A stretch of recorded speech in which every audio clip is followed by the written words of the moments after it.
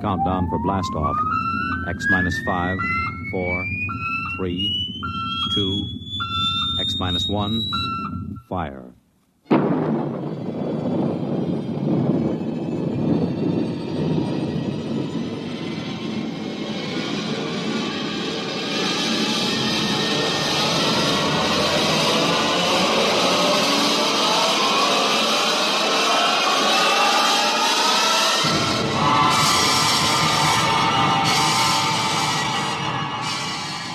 From the far horizons of the unknown come transcribed tales of new dimensions in time and space.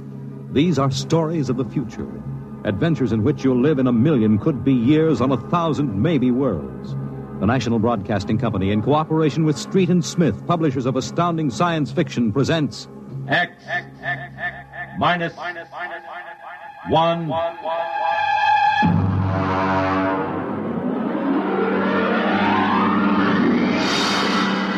The Martian Death March.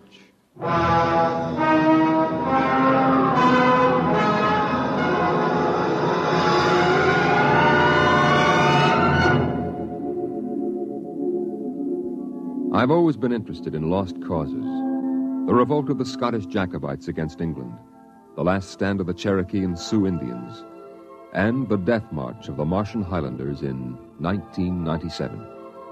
There's been a lot written about that march.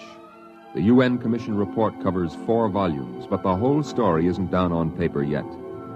I know it because I was on that march from the beginning to the end. There's one part of the story that no one ever mentions. The Martian Death March of 97 was led by an Earthman.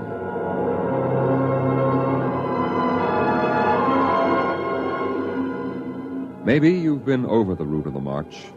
There wasn't any highway there 30 years ago in 97. There was desert, hot, burning desert. I lived at the edge of the Calmac Canal then with my father. He was a prospector searching the surrounding desert with sonar probe and Geiger counter, scratching just enough ore from under the Martian sands to pay for our grub stake the next year.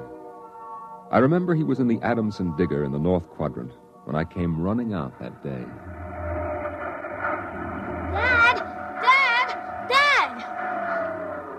There's somebody coming, Dad, across the desert. You sure? I saw them.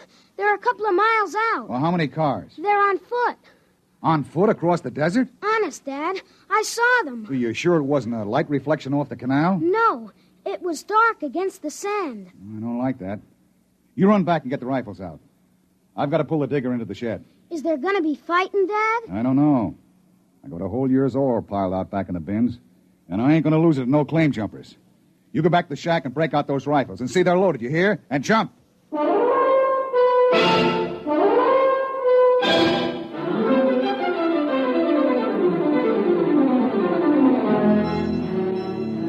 Dad had 3 surplus Army rifles and a couple of homemade grenades made out of ore cans stuffed with Adamson A explosives.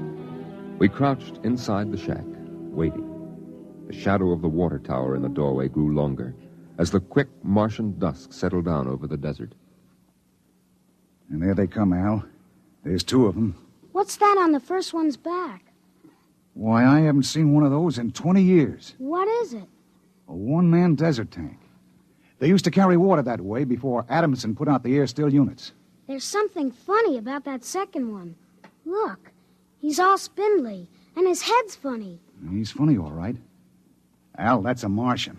I never saw one off the reservation before. Well, there hasn't been one, not in 10 years. I don't like this. Here they come into the dooryard. You remember what I told you.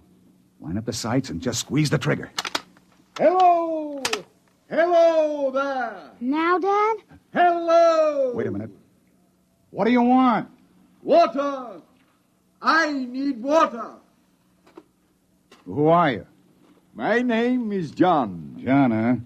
What are you doing with that spider? His name is Cantalcar. I don't care what his name is. What's a human doing with a Martian? I found him in the dry bed of Calmac Canal, nearly dead of thirst. He probably ran off on the reservation. When our brothers are caged, they seek freedom. Brothers? Those spiders? All living creatures are our brothers, on Mars as on Earth. Hey, wait a minute. Bert Olstrom at False Wells told me there was a screwball hedge preacher over there hollering about letting the spiders loose off the reservations. Let no man call his own. No man, nor tribe, nor nation. I guess that's you, all right. Bert told me they called you Crazy John. I don't suppose there's any harm in you. Fill your tank up at the air still. And you can even have supper with us. We would be happy to. We? What do you mean, we? Cantle Carr and myself. That spider? Oh, no, I ain't having a Martian sit down and eat with me. You come on, though. Thank you, sir. No. Where my brother is not welcome, I cannot go. Well, suit yourself. Al, get the key to the water tower. Come out here. All right, Dad. And put away the guns. We won't have any trouble from these two.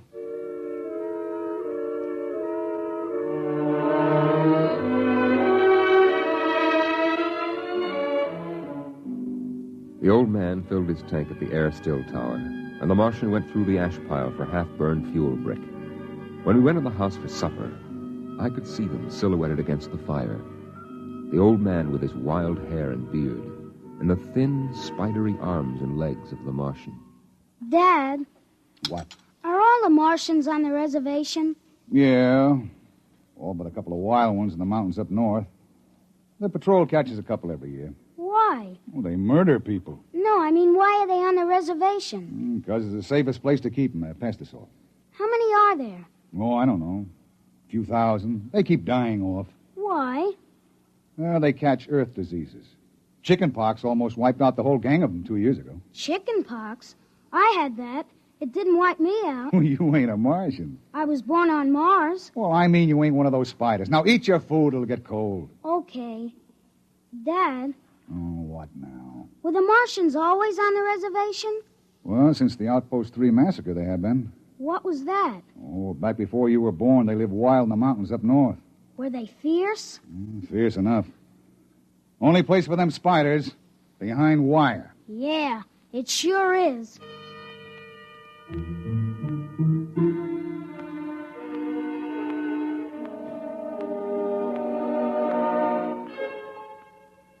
Out in the dooryard, the campfire flickered at the base of the water tower. The first of the Martian moons had set. The other wouldn't rise for several hours. I could hear the sandpeepers out in the desert as I stood there. The old man and the Martian were sitting on the ground, huddled close to the fire. It gets cold fast on the desert when the sun goes down. Is that you, boy?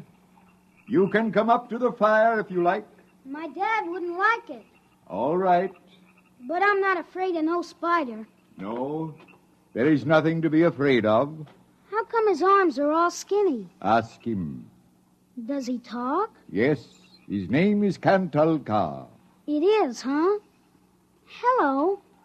Hello, boy. He talks funny. It is not my language. Why isn't he on the reservation? You can get in trouble helping spiders to escape. No man has the right to imprison the innocent. They that are enslaved will be freed. They that are in sickness and misery will be comforted. They that are exiled in a strange place will be restored. My dad says the spiders are treacherous, cowardly, murdering savages. That's what he says. Boy, there was a time on this world when there were no Earthmen, when the ships and the machinery of Earth were unknown. Then the people of the highlands lived in peace. But today they are a handful, starving, dying behind the wire. But the reservation isn't so bad.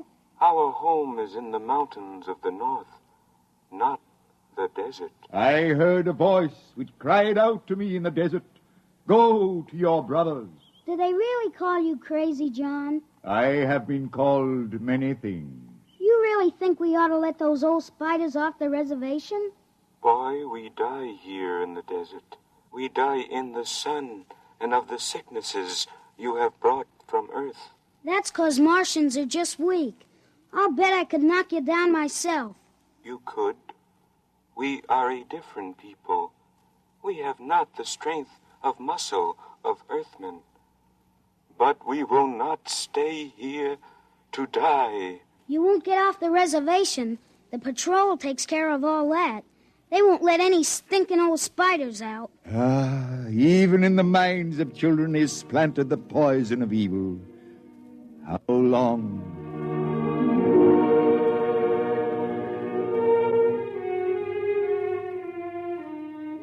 That night through the window, I could see the flicker of the old man's campfire.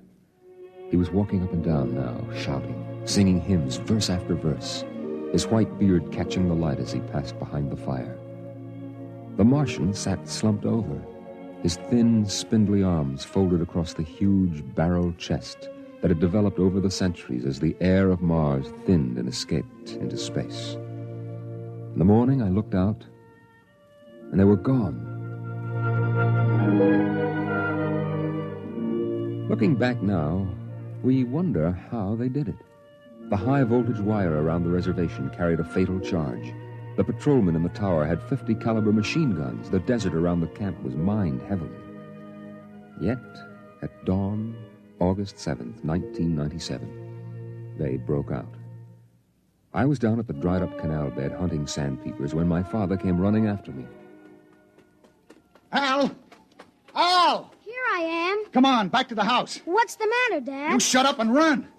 What is it? The spiders busted loose. Bert Olstrom radioed in. They come in here? They're headed this way, the murdering devils. They kill anybody? 6 patrolmen when they busted through the wire. What are you gonna do, Dad? Fire a keg of Adamson A across the gate. You get in there and get the guns out.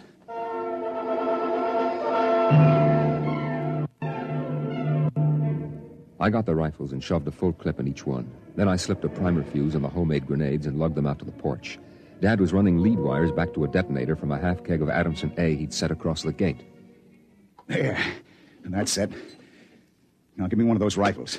Will they be here soon? You can see the dust over the rise. Murdering spiders. What'll they do? I don't know. Now make sure you get a good sight, Al. Don't waste any bullets. There they are, Dad. There they come. Oh, wait a minute. Hold up now. I want to get a good shot. Let him get closer. Dad, that's Crazy John up in front. There. He's taller than the spiders. You can see his beard. You're right. Oh, that renegade rat. He probably helped him break out of the reservation. Listen, Al. If anything happens to me, you light out back to the shed. You can hide out in the empty ore bins till they go away. Now, you got that? All right, Dad. We're going to come in. The spider's shouting something, Dad. Probably a trick. Get down a little, Al. You're in the way. We're coming in. I got him clear now. Right in the head. Up a little now.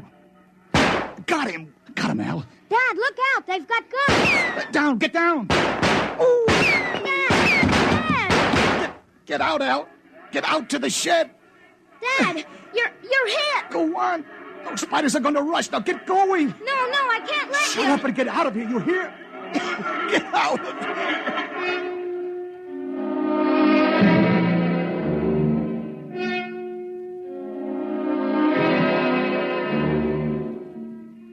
I ran back through the house to the shed.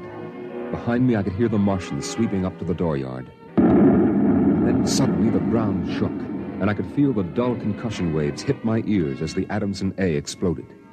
I could hear the high, whispered screams of the Martians and the rattle of fragments on the metal roof of the shed. I dived into the empty ore bin and slammed the hatch almost shut. I sat there waiting.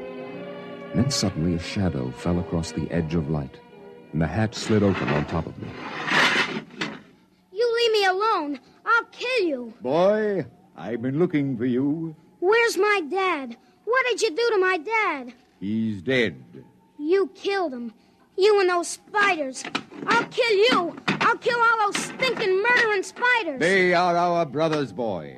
Your father shot without warning, and the fire was returned against my orders. You mean you weren't going to attack us? Our brothers came in peace. They are going home to their mountains. We came to get water for the journey. You mean you just wanted water? You... Dad! John, the Earth Patrol will be following us soon. We must go.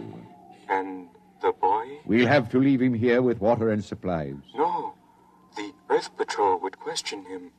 We need the time. He goes with us.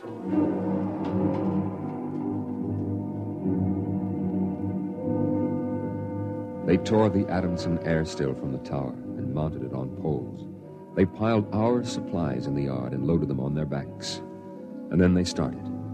I marched with the old man at the head, and the column stretched out behind us on the desert. I turned to look back at our house, but the sun was behind it, blinding red. The old man pulled me around as he marched, his eyes fixed on the horizon, where far to the north rose the cool mountains that were the ancient home of the Highlanders. 14 of the Martians died the first day. They dropped to the side of the column when they could go no farther, and died. But the march went on. On the 5th day, we swung wide to avoid a mining settlement, but not wide enough. The miners were in ambush behind a pile of rocks.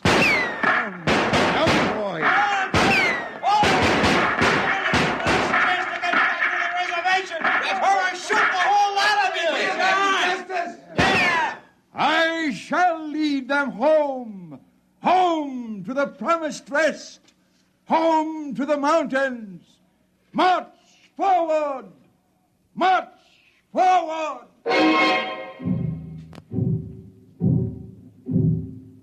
And the march went on. We wound across the desert in wild zigzags, following the paths the old man had traveled through the years. Only once a patrol plane hovered on the horizon and then shot away. The days went on, the weeks, and the Martians died.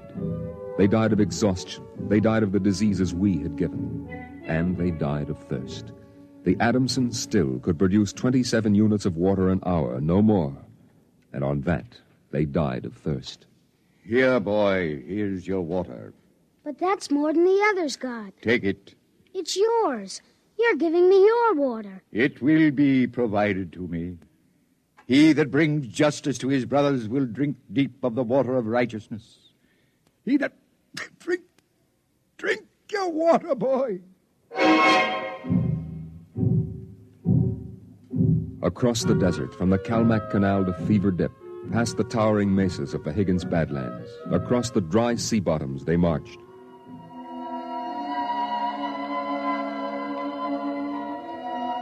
On the 54th day of the march, we halted at evening. The air was thinner, colder now. The rations had long since been exhausted. I lay down to sleep, wrapped in the old man's coat. Early in the morning, before sunrise, I woke suddenly. The ground mist that had covered the desert the night before was lifting slowly. And I saw the old man standing by the burned-out fire, the vapor swirling around his legs and the cold light of the false dawn edging his wild beard. Go back to sleep, boy. I can't. The end is near. I have led them through the wilderness, dry shod across the seas, and before us lie the mountains. You mean we're almost there? When the mist is taken from the eyes of man, the place of refuge can be seen. You mean the mountains? It's over. We're there. I have led them to their home, and I must go back to the desert. You mean alone? Now, even now, I hear a voice in the wind. Carry the message to the men of earth. Bring to this new world the message of the old. All beings created in the universe are my brothers, and he that harms my brother harms me. Goodbye. Goodbye, boy. You'll be safe now. Goodbye, John. Goodbye.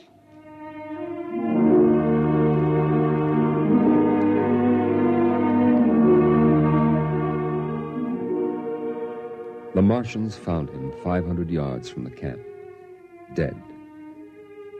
Now the mist rose, and before us towered the highlands, the tall green mountains and the cool sky. The march was over. Of the 7,000 Martians who started, 900 were alive. They gathered now on the rise of ground and faced the hills. Their thin bodies wavered as they stood, and some dropped to the ground as they stood there. But there was a light of hope in their large, staring eyes. Most of them had died, but they had died on the way home, and now the march was over.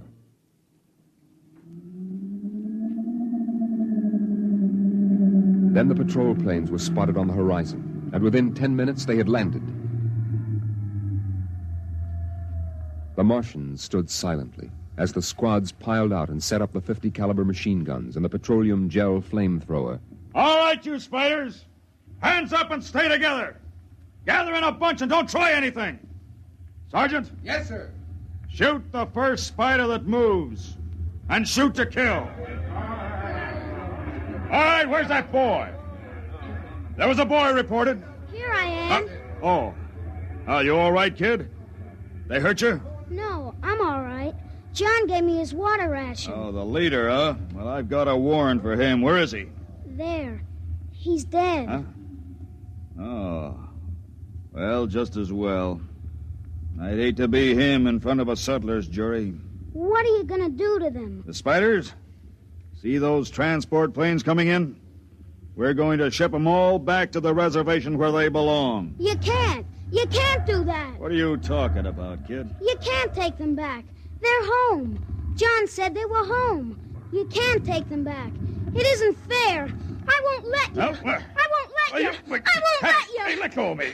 Sergeant. Yes, sir. Peel this crazy kid off me. All right now, kid, take it easy. I must be shot. Can't believe he's safe now. Yeah, I guess that's it. All right, you spiders, step it up. Move along to those transport planes. It's all over now. You're headed right back to the reservation.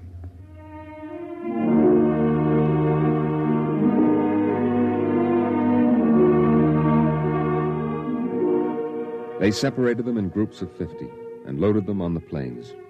900 out of 7,000. And soon the first big-bellied ships waddled out on the hard sands and lifted slowly into the air, headed back to the south, flying over the trail of dead and dying who started on the march to the highlands, the march to home.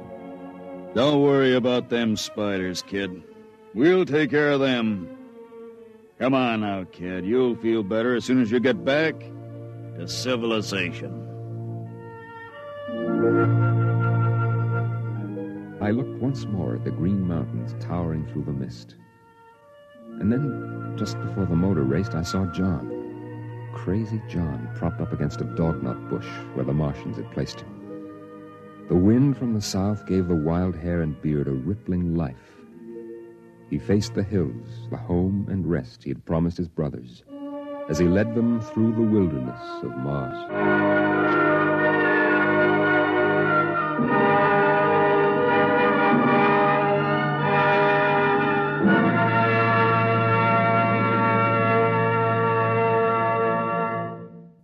You have just heard X-1, presented by the National Broadcasting Company in cooperation with Street and Smith, publishers of astounding science fiction. Your announcer, Fred Collins. X-1 was an NBC Radio Network production.